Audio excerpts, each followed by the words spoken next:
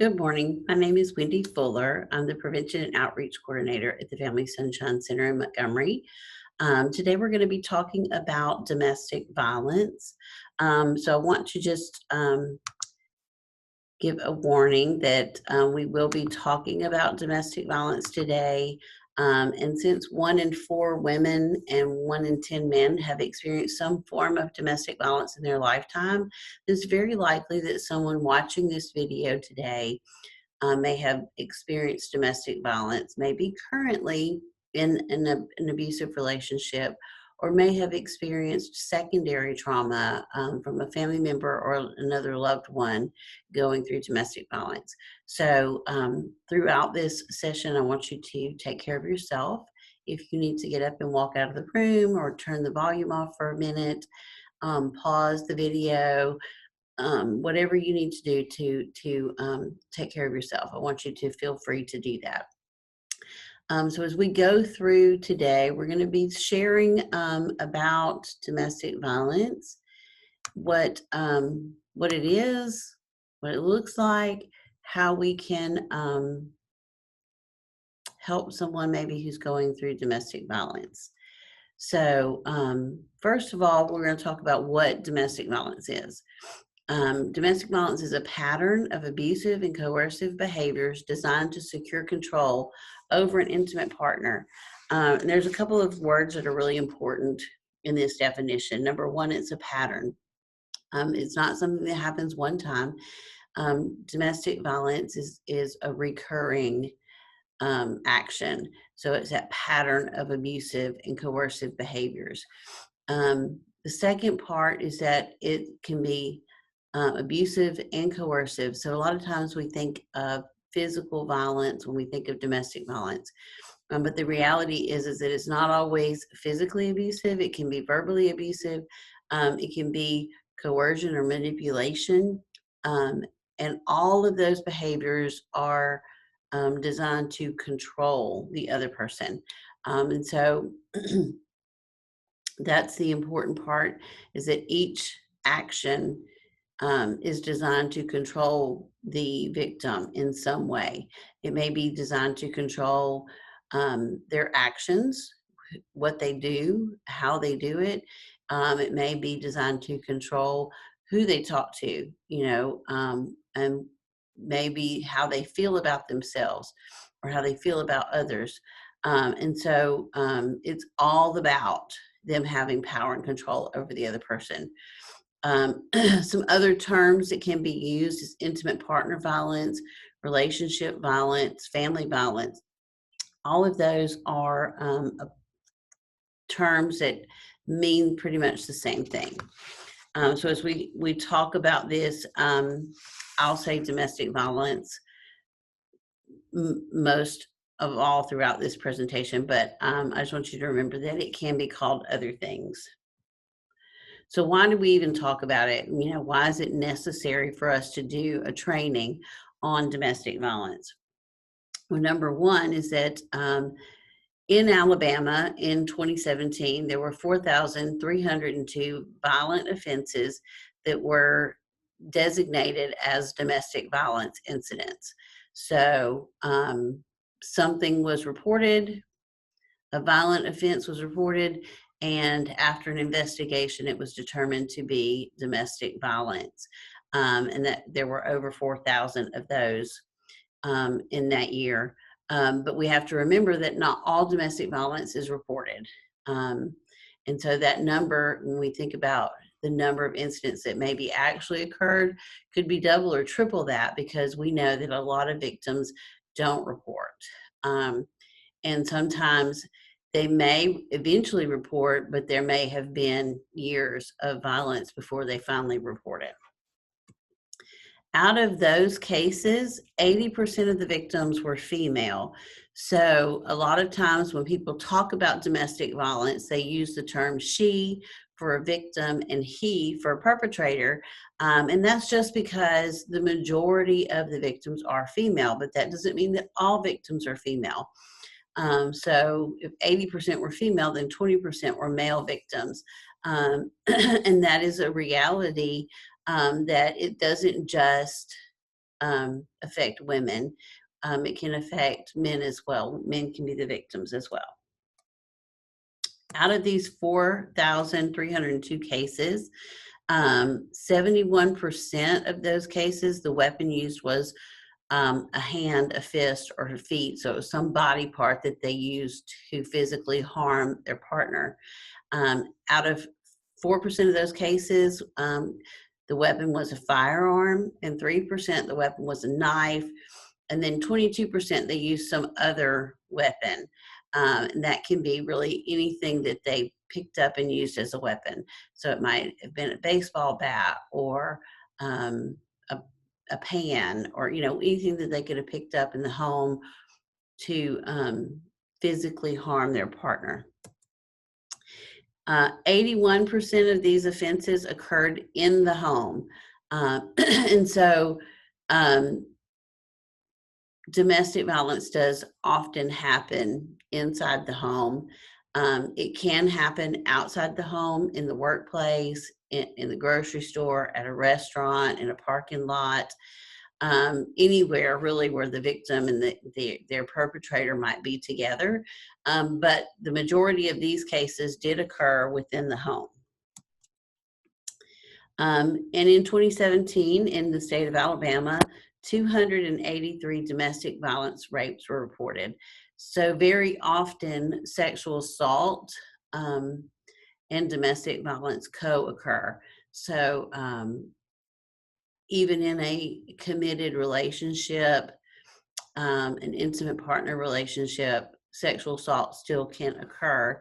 And we had 283 of those in the year 2017.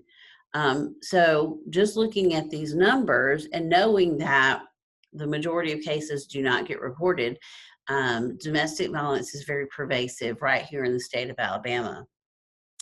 And it's important for us to know that domestic violence doesn't have any boundaries. It's not something that just happens to a certain group of people. It can happen to anyone. Domestic violence affects people from all walks of life. It doesn't matter what their religion is, what their race or gender, their sexual orientation. Doesn't matter how tall they are, how short they are, what their body type is. Doesn't matter what their past is. Doesn't matter what their profession is. Domestic violence can affect anyone. It can affect teens and young adults and older adults. And so really no one is immune. It can really happen to anyone, and anyone can find themselves in a violent relationship.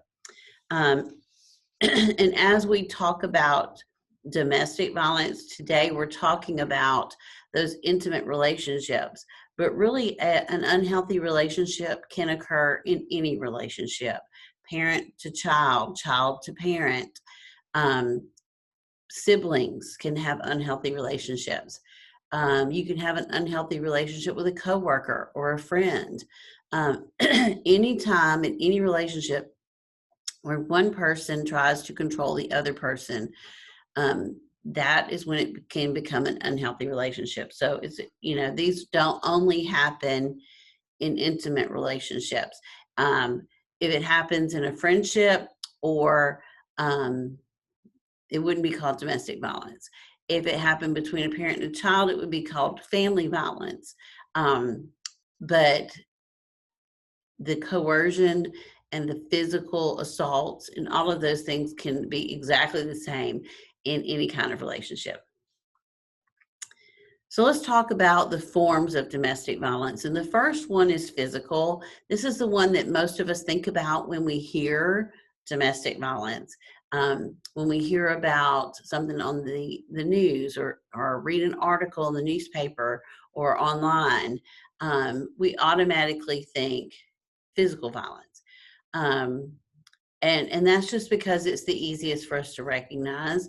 If you walk out on the street and see two people hitting each other, there's no doubt in your mind that that is physical violence. And so the physical violence is those things that we would recognize as violence: the hitting, the kicking, the pushing, choking, burning. And although physical assaults may occur only occasionally, they instill fear of future attacks. And that allows the abuser to control the victim, um, even if they're not being physically violent all the time. So a perpetrator might um, beat their partner up, and then a month from then, their partner's doing something that they don't like or that they've told them not to do, and they just have to say, hey, remember what happened last time? And that fear of that previous assault will control that victim and keep them from, doing what their partner doesn't want them to do, or, whatever it is that they're trying to control. Just that fear of another physical assault can often be all it takes to control them. So the next type is emotional or psychological abuse. And this is those put downs, the name calling, criticizing, threats. And those threats can be threats of physical violence. They can be threats to harm the children. They can be threats to leave the relationship, or they can even be threats to harm themselves. But they're using those threats and those name callings and extreme jealousy, humiliating their partner. All of those things are used to control them. Psychological abuse is that what's often called crazy making, or it may be called gaslighting. And it's really where the abuser is trying to make their partner feel like they're mentally incapable of making decisions for themselves, that they're mentally irresponsible, that they can't remember things. They'll say things like, I don't know why you're overreacting. This isn't a big deal, when they've just punched them in the face. Or they'll take their car keys. So the victim comes in from work, they put their car keys on the table by the door, and then the next day when they get ready to go back to work, their keys aren't there. And their partner says, well, you're so irresponsible, you can't even keep up with your keys. And that happens on a regular basis, and they don't realize their partner's taking the keys and moving them. They just think that they begin to think that they really are losing their mind, that they can't remember things right. And so that's that psychological abuse that causes that victim to become attached to the perpetrator. Like they feel like they're dependent upon them, that they need them to help keep their life straight. And so that's part of that psychological abuse. Sometimes this form of abuse can be called verbal abuse, and that's just because it's using words. It's not physical harm. It's using words to tear down and chip away at that victim's feeling of self-worth, and their independence. Because when they're tearing that down, the victim becomes more and more dependent upon their perpetrator, and that keeps them in that relationship. So another form of domestic violence is sexual abuse. And this is any unwanted touching, kissing, forced sexual activity, all the way up to rape. Abusers will often use sex as a weapon or as a punishment. They will use sex to punish their victim. They will have rough sex to punish them. They might try to force that person to do sexual acts that they're not comfortable with or that they don't want to do. And so even in a marriage, even in a committed relationship, both parties have to consent to every sexual act. So any sexual act that's forced or done without the other person's consent would be considered sexual assault, even in a marriage and even in a committed relationship. So there's financial abuse. And this is often something that will make a victim dependent upon their partner. So this is where the abuser controls the finances. The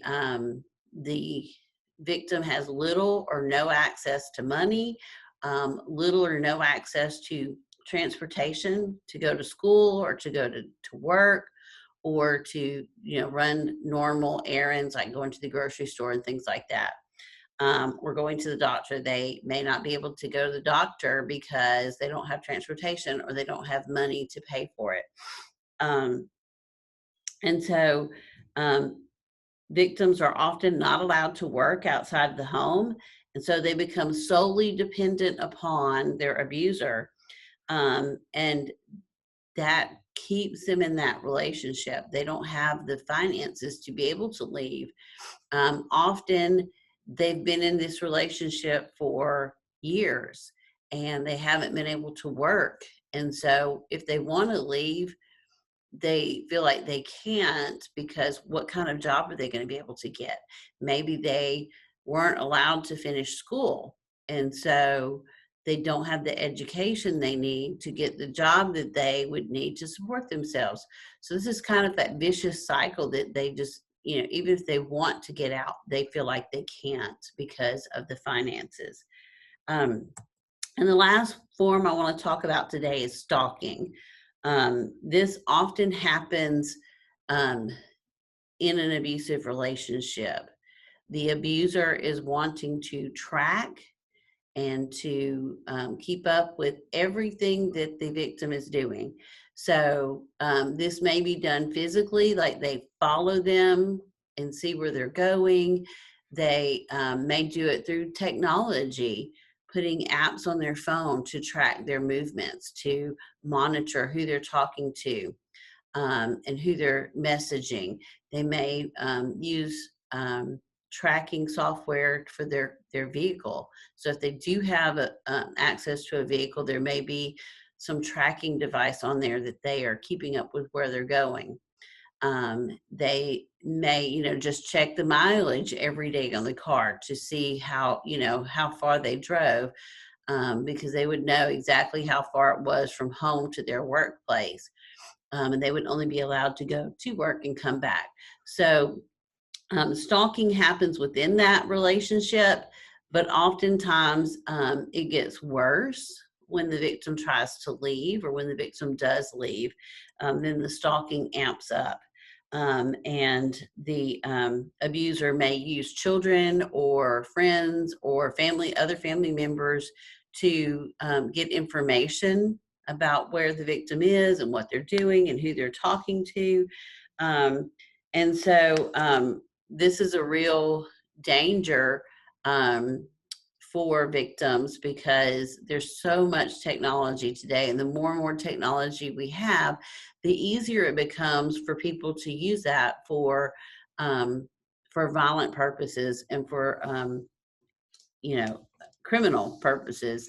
And so it can be very difficult for a victim to leave because they're afraid that their partner is going to know where they are and what they're doing.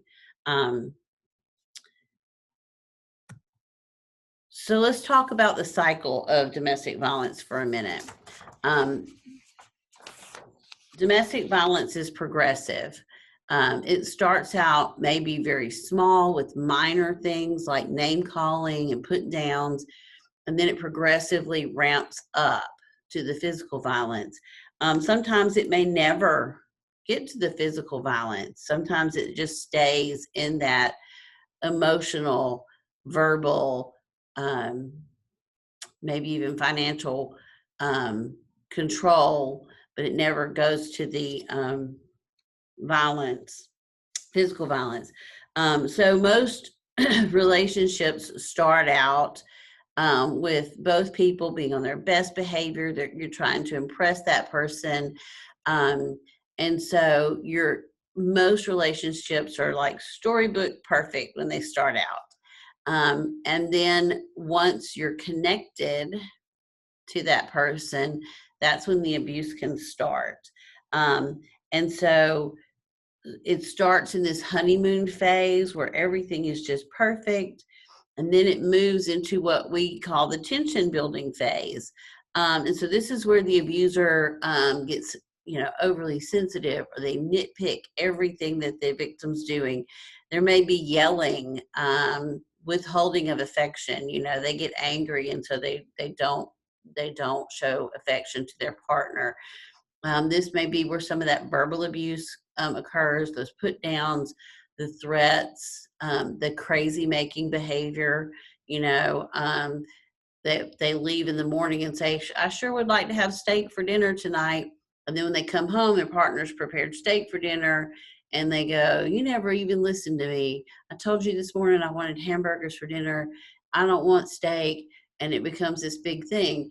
And that's that crazy making behavior, because then the victim begins to think, I, I thought he said steak, and he's saying no, I said hamburgers, and so it causes this mental breakdown. um, so the victim, during this tension building phase, they're doing everything they can to keep their partner calm, to appease them in some way, reason with them. They just agree with them, don't argue, because they're wanting to keep the peace. They're wanting to keep things from escalating.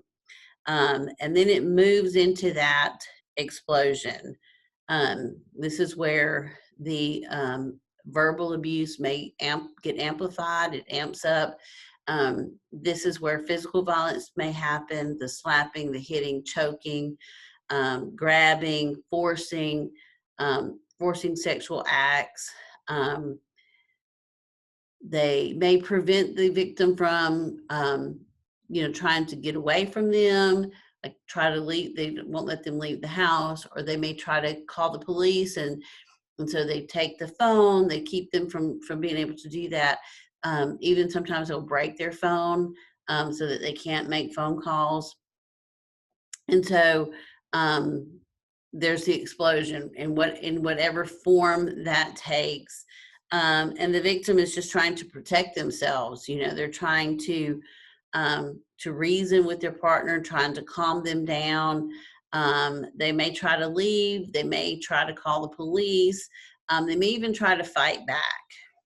And once the explosion has ended, then we go right back into the honeymoon phase. So this is where the abuser apologizes, promise it won't happen again. They try to justify their behavior. Well, this wouldn't have happened if you hadn't done that, or if you hadn't have said that, or if you had just done what I said, this wouldn't have happened. And so they're blaming the victim for their behavior. They're putting all the fault on the victim, even while they're apologizing. They may blame drugs or alcohol use. This wouldn't have happened if I wasn't drunk. Declare their love. I just love you so much. I'm so sorry. It'll never happen again. They may want to be intimate with their partner to make up. Promise to get help. Promise to go to counseling, to go to church. And they may even threaten to harm themselves. And this is a lot of manipulation going on during this phase. The victim may, set up counseling. They may drop legal charges. Maybe they did call the police. Now their partner's so apologetic and they seem so sincere, so they drop the charges. They may agree to return or to take that person back. They may be hopeful, relieved, and happy. And the problem with this whole cycle is that there's no specific time limit for each phase. So it's not like, okay, we're going to have 5 days of honeymoon phase, and then 2 days of tension, and then we'll have the explosion. And so the victim never knows what's going to happen, when it's going to happen, what's going to transpire. And so they're constantly, trying to maintain the peace, trying to do everything just right so that their partner doesn't get mad again and explode again. And it's just this cycle that goes on. And a lot of times that honeymoon phase can be so good that the victim feels like things are going to change, things are getting better, this is going to work. And then it goes right back into that vicious, that acute explosion cycle. And so they're never sure how their partner's going to act, and they're just constantly trying to keep the peace and um, to keep things settled and calm in their home, and it's just not going to work. Um, so why do people stay? This is one of those questions that we all ask, and we really should never ask this to a victim. We may think it in our heads, but we shouldn't ask a victim, why are you staying? Why do you let them treat you that way? Because those questions are putting the blame on the victim. You're basically saying, or you're choosing to have this happen to you because you're staying. You're allowing them to treat you that way, so you must be okay with it. And that's not the reality. I don't know any little girl who is playing with her dolls and dreaming about her perfect marriage one day and thinks, man, I sure hope I find somebody who will beat me up. Because that's not reality. Nobody wants to be abused. No one deserves to be abused. But there are some reasons that a victim would stay. One of those reasons is that they love their partner. The victim feels that the relationship has its good points, it's not all bad, and they really, really have feelings for their partner. Even though they're abusive, they really love them. They don't want them to get in trouble. They want to work things out. And so that's one reason that they stay. They often have hope. You know, that honeymoon period gives them hope that their partner can change, that things can be better. They often feel like if they could just do the right thing, say the right thing, act the right way, that things would be better. There's also those financial concerns that we talked about earlier. Maybe they don't have access to money, so they feel like they can't support themselves. They can't do it on their own. And so they stay in that relationship. They can't afford to leave. And so they stay. Children are another reason that victims will stay. Often child abuse and domestic violence go hand in hand. And so a lot of times that victim feels like if they leave, things could be worse for the children. So they feel like if they're there, they can be that buffer between the abuser and the children. Sometimes the abuser has said, if you leave, I'll take the children and you'll never see them again. And because of the difference in the financial ability of the victim and the financial ability of the abuser can often afford to pay for an attorney and the victim can't. And so they feel like if they leave, they would lose the children. And so there's that fear there. And then there's fear in itself that's a reason that someone would stay. There are threats that if they try to leave, that their partner's going to kill them or that they're going to hurt them worse. Um, the They may threaten to hurt the children or threaten to hurt other people that the victim cares about if they try to leave. Um, or they may even threaten to harm themselves. And so there's that fear that something worse is going to happen if they leave. Often victims have low self-esteem. Even if they had, positive self-esteem when they entered that relationship, um, the abuse tears away at their self-esteem. It destroys that self-esteem. And so they feel like they can't handle things on their own. They feel like they're not worthy of anything better. They may even feel like no one else would want them. And often that's because their abuser has told them that, you know, you're lucky that I stay with you because no one else would want you. They tell them that they're worthless and that they're stupid and that they can't do things for themselves. And when someone that's supposed to love you is telling you those things, you begin to believe them. You begin to believe that you are worthless, that no one would want you. And so a lot of times that's the reason that victims will stay. And then the other one is often they feel like no one's going to believe them. Many times the abuser is charming and kind to others. And because of who they are in the community, or how other people feel about them, the victim feels like no one's going to believe me. No one's going to believe that this person is doing that. And so they're afraid that no one's going to believe them. So they stay.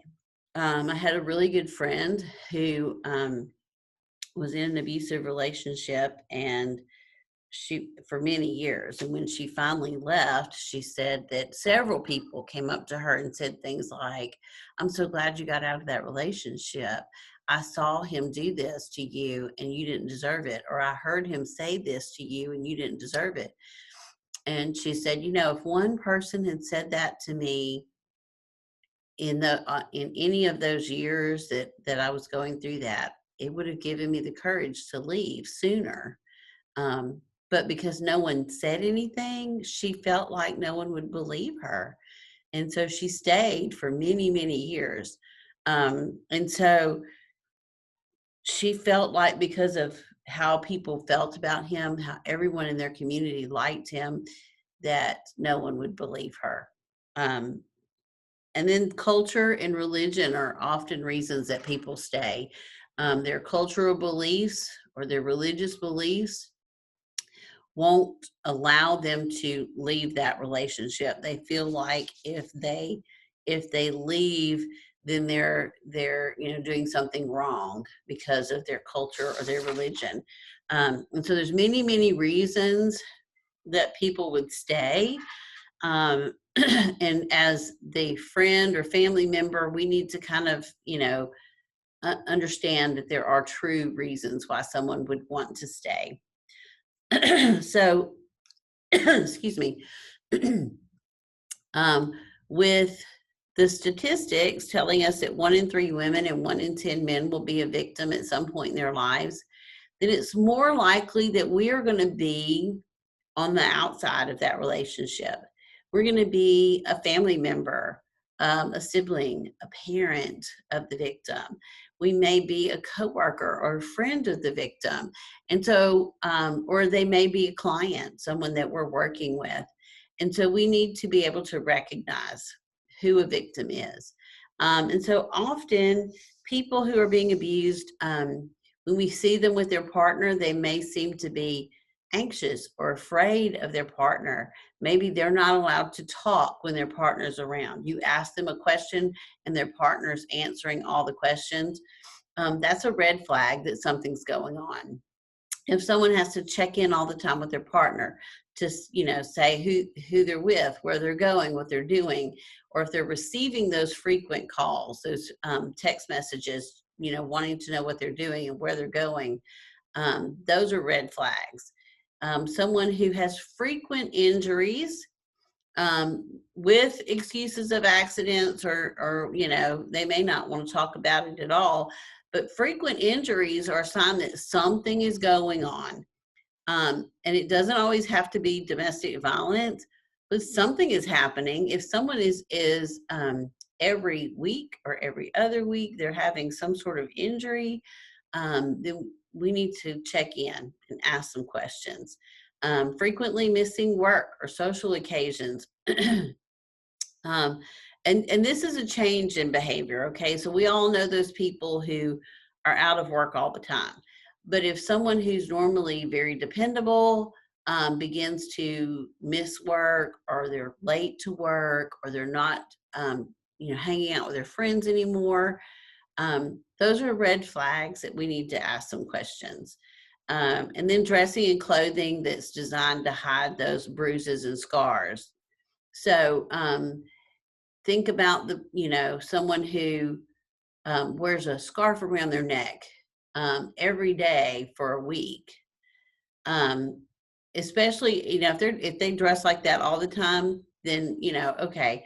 But most people don't wear a scarf around their neck every day. And so if someone is wearing a scarf every day, that's kind of, we need to check in. and, and maybe not ask, hey, why are you wearing a scarf? But, just check in and make sure that everything's okay. Um, so other signs are that they may be restricted from seeing family and friends. And it may be that they say things like, oh, well, my partner can't go, so I can't go. But it may just be that they're just not doing that anymore.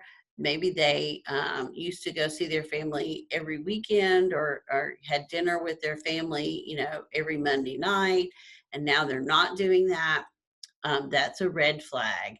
If they rarely go out in public without their partner, so anytime they are out in public, whether it's going to the grocery store or whatever, their partner's with them. That's a red flag. If they don't have access to money, or they don't have access to transportation, those are things that are red flags. The low self-esteem, personality changes, someone who used to be very outgoing and now they've become withdrawn. If they seem depressed or anxious or even suicidal, those are all things that should, send up red flags. And when we see those red flags, then we need to ask some questions. Now, all of these things don't necessarily mean that someone is in an abusive relationship. There could be other things going on, but as a caring friend or family member, when we notice things are different or we see things that don't seem right, that's when we need to ask some questions and find out what's going on. So let's talk about how we help. If we have someone who is going through these situations and we feel like something's wrong, then we need to ask. Okay. Don't wait for them to come to you, because they probably won't. We want to go ahead and ask. I've noticed that there's some changes. And so I need to ask some questions. And the way I do that is by expressing concern without being judgmental or blaming. So instead of saying things like, why do you let him treat you that way? I would say, hey, I heard this the other day, and I'm really concerned about you. You don't deserve to be treated like that. Or, hey, I've noticed that you've had a lot of injuries lately. Is something going on? Are you okay? Now, when we ask those questions, they may say, hey, everything's fine, everything's good. They may deny that anything's going on, and that's okay. But at least now that person knows that someone has noticed, someone knows that something's going on, they're not alone, and they know that they have someone that will believe them. Okay. And that's the important thing. They may not be ready to ask for help or to get help. They may not be ready to leave that relationship, but now they know that someone is aware of what's going on and someone will believe them. So when they get ready to do something or get ready to talk about it, they know they've got someone to talk to. The next thing is we need to listen. If they're ready to talk, then we need to listen and validate. Doesn't matter what they're feeling, it's okay. And we don't want to put pressure on them. Sometimes standing on the outside looking in, we think, oh, well, the only thing that's going to work is for you to get out of that relationship. But if we start pressuring them to do what we want them to do, it's going to shut them off.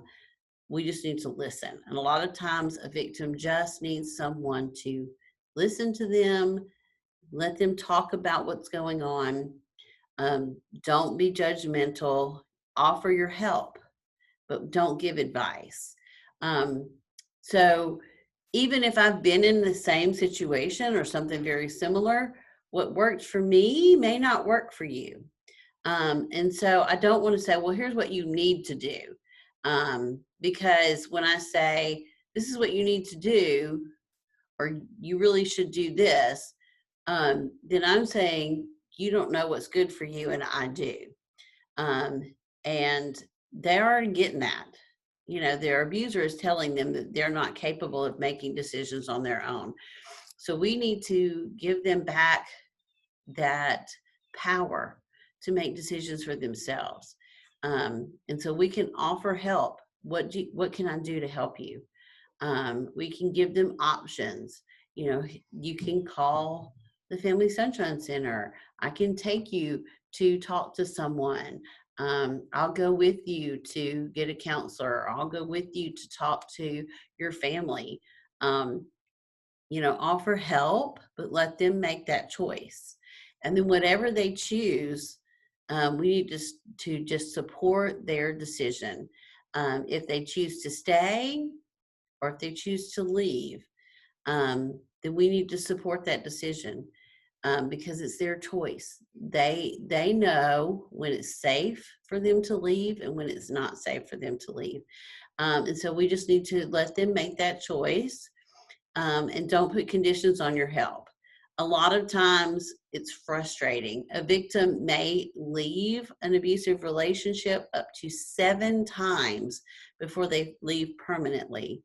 And so as that family member or that friend, it can be really frustrating, that they are continually going back to that abusive relationship.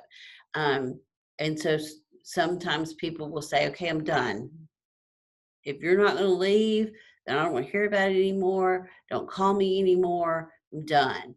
Um, and that's probably the worst thing that we could do, because that victim is already feeling like they're alone, like they don't have anyone to turn to. And now the one person that knows about it and is concerned about them has said, I'm done. So we need to just be there for them, support their decision. We always want to take our own safety into consideration when we're in this situation. So we don't want to get in the middle of the violence, because that violence can spill over onto others.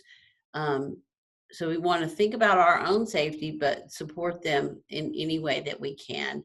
And so the last thing that we can do is to safety plan with them. When we're in the middle of a crisis, it's really difficult for us to think clearly, and to make good choices. So, talk to that person about their safety. Um, Safety planning is just what it says. We're making a plan to stay safe.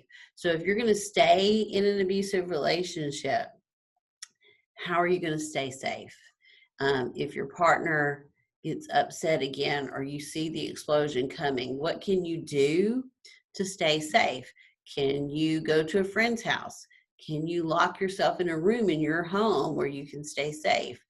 Can you create um, a safety word that you share with your family or your children, that when you say that word, they know to take action? You can tell your children this word, and if I say this word, I want you to leave the house and go to the neighbor's house. Or you tell your family, if I say this word to you, I want you to call the police, because things are going bad. Think about those things that they can do while staying in the relationship to stay safe. Um, can they pack a bag, and put it somewhere so if they need to leave in a hurry, they can grab that bag? Can they put in their documentation papers in that bag? So social security cards, insurance papers, birth certificates, things like that, that they would need if they had to leave. Can they put those somewhere where they can grab them in a hurry? Can they put away some money so if they need to leave in a hurry, they'll have money to do that? And so just talking about those things ahead of time, so that in the crisis, they already have a plan. They already know what they need to do, and they don't have to really think in that crisis moment. And the same goes for if they're going to leave that relationship. How are they going to do that safely? Can they, do they need to go to a safe place? Is there somewhere they can go? Is it a family member or a friend? Or do they need to go to a shelter to be safe? And so really talking about that with them, um, so that in those moments of crisis, they're able to already have a plan. It's kind of like the fire drills and tornado drills that we do with children in schools. We want to have them think about those things ahead of time so that they're able to leave and stay safe. So here's our contact information at the Family Sunshine Center.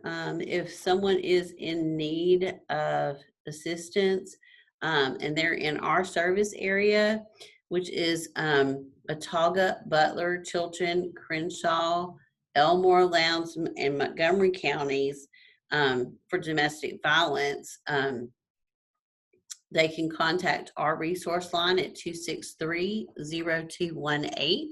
And they will be answered by a live person, and will be able to get that immediate response in their time of need. And of course, if they need more information, they can always go to our website, which is www.familysunshine.org. This crisis line number, the 800 number, is a statewide crisis line number. Anyone who calls this number is going to be routed to their local crisis center. So that number is 1-800-650-6522. And again, that's the Alabama crisis line number. And again, it will be answered by a live person. They'll be routed to their local agency. So if they're in another county, one that we don't serve, then it's going to send them to the domestic violence agency that serves their county. And again, for ours, it's 263-0218, and collect calls are accepted. So if someone is in one of our counties, but it's long distance to call here, they can call collect. This is my contact information. Again, my name is Wendy Fuller. I'm the Prevention and Outreach Coordinator here at the Family Sunshine Center. And you'll see my number and my email address down there. Feel free to contact me if you have any questions or any concerns. And I thank you for watching this video. Thank you for participating. And I look forward to hearing from you.